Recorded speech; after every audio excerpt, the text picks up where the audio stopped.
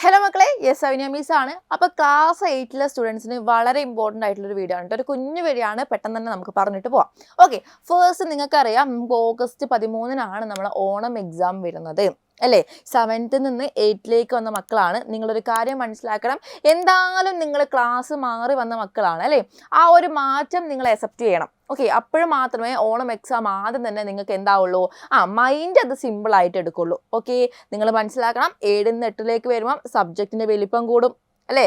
അതായത് നിങ്ങൾ 7ൽ basic science എന്ന് പഠിച്ചിട്ടുണ്ടെങ്കിൽ ഇവിടെ 8ലെത്തുമ്പോൾ എന്തായത്, ബയോളജി, ഫിസിക്സ്, കെമിസ്ട്രി എന്നായില്ലേ.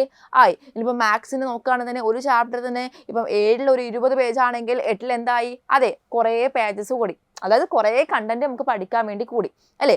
അപ്പം നിങ്ങൾ എന്ത് മനസ്സിലാക്കണം, എക്സാമിലും ആ ഒരു മാറ്റം നിങ്ങൾ മനസ്സിലാക്കണം.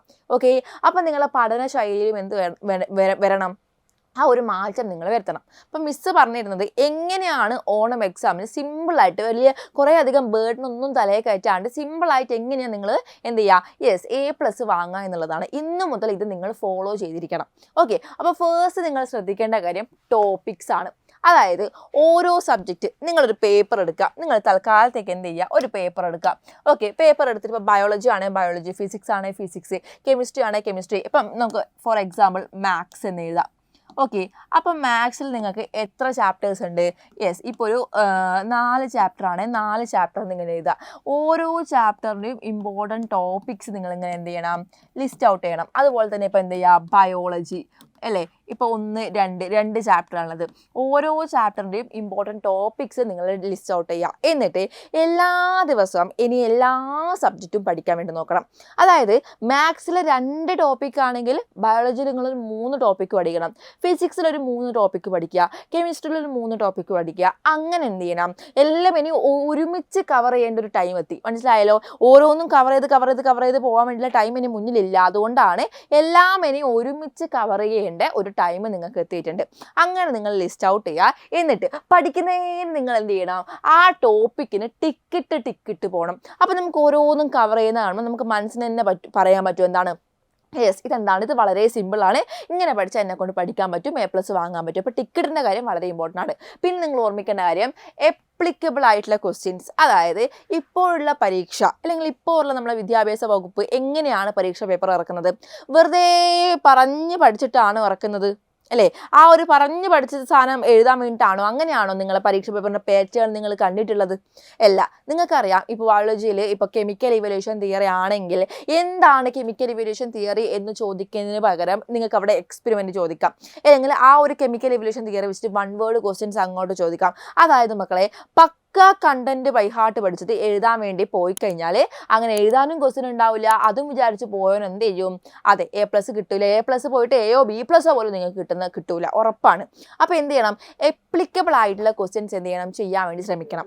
ഓക്കെ, അപ്പോൾ നിങ്ങൾ എന്ത് ചെയ്യണം, ആദ്യം ആ കണ്ടന്റ് പഠിച്ചിട്ട് ആ ഒരു കണ്ടന്റിൽ ക്വസ്റ്റ്യൻസ് എങ്ങനെയാണ് വരിക എന്നുള്ള കാര്യം നിങ്ങൾ നോക്കണം. നിങ്ങൾ ശ്രദ്ധിക്കേണ്ട കാര്യം പുതിയ എഡീഷണൽ ആയിട്ടുള്ള ക്വസ്റ്റ്യൻസ് നിങ്ങൾ പ്രാക്ടീസ് ചെയ്യണം. അതുപോലെ തന്നെ PYQ നിങ്ങൾ പ്രാക്ടീസ് ചെയ്യണം. ഇനി നിങ്ങൾക്ക് എഡീഷണൽ ക്വസ്റ്റ്യൻസും PYQയും കിട്ടുന്നില്ല എന്നുണ്ടെങ്കിൽ നമ്മളെ A+ ഗ്രൂപ്പിലേക്ക് ജോയിൻ ചെയ്താൽ മതി. അപ്പം A+ ഗ്രൂപ്പിലേക്ക് ജോയിൻ ചെയ്യാനുള്ള ലിങ്ക് എന്തുണ്ടാകും, നമ്മളെ കമൻറ്റ് ബോക്സിൽ കൊടുത്തിട്ടുണ്ടാകും. അപ്പോൾ ആ ഒന്ന് ലിങ്കിൽ എന്ത് ചെയ്യുക, ആ ഒന്ന് ക്ലിക്ക് ചെയ്യുക. എന്നിട്ട് പെട്ടെന്ന് തന്നെ ഇപ്പം തന്നെ നിങ്ങൾ ജോയിൻ ചെയ്യണം, മടി കാണിക്കരുത്. ജസ്റ്റ് ആ PDF വാങ്ങിയിട്ട് വെറുതെ ക്വസ്റ്റ്യൻസ് എങ്ങനെയാണ് വരുന്നതെന്ന് എന്ത് ചെയ്യുക, ഒന്ന് ജസ്റ്റ് നോക്കി വെച്ചാൽ മാത്രം മതി.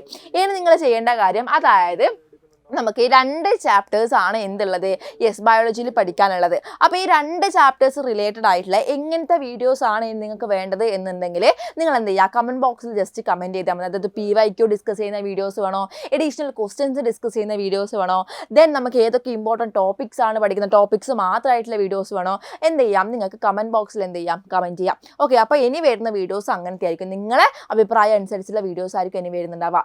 അപ്പോൾ ഒരു കാര്യം കൂടി പറഞ്ഞിട്ടെ, നമ്മളെ സൂപ്പർ ബാച്ച് ജോയിൻ ചെയ്യാൻ ലാസ്റ്റ് ഡേറ്റ് ജൂലൈ 24 ആണ്. അപ്പോൾ ജോയിൻ ചെയ്യാനുള്ള നമ്പർ ഇതാ താഴെ ഇവിടെ കൊടുത്തിട്ടുണ്ട്. അതുപോലെ തന്നെ 3799 ആണ് നമ്മൾ എന്ത് ചെയ്യുന്നത്, യെസ് ഈ ഒരു ബാച്ച് കൊടുക്കുന്നത്.